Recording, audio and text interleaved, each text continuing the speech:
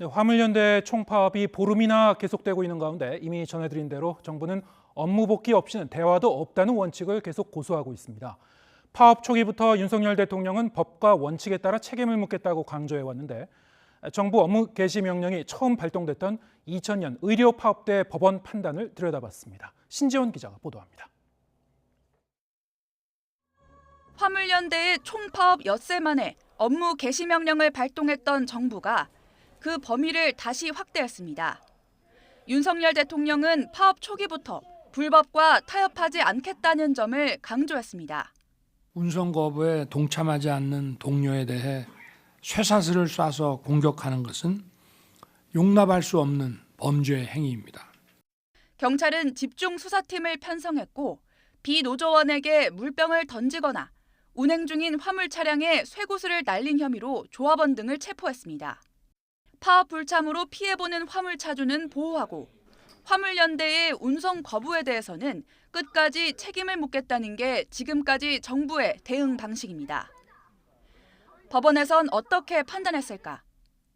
지난 2000년 의료 파업 사례를 보면 업무 개시 명령에 불응한 혐의에 대해선 등기 우편이 반송된 경우 송달의 효력이 없다는 이유로 대법원에서 유무죄가 갈렸습니다.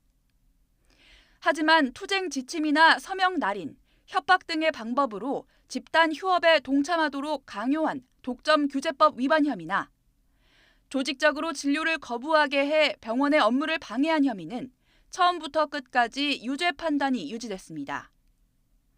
이때 의료 파업을 주도했던 의사들을 재판에 넘겨 1심에서 전원 유죄를 받은 검사가 당시 서울지방검찰청 검사였던 윤석열 대통령입니다.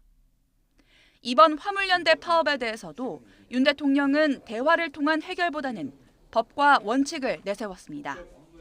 조직적 불법, 폭력 행위에 대해서는 법과 원칙에 따라 그에 상응하는 책임을 끝까지 묻겠습니다.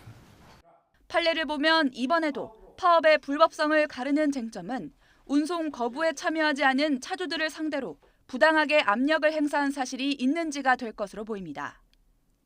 지난 2014년 2차 의료 파업 때는 참여율이 20.5%로 낮았던 점과 휴업 결의 내용을 단순히 통지했을 뿐 강요하지 않은 사실이 인정돼 파업 지도부에 무죄 판결이 내려지기도 했습니다.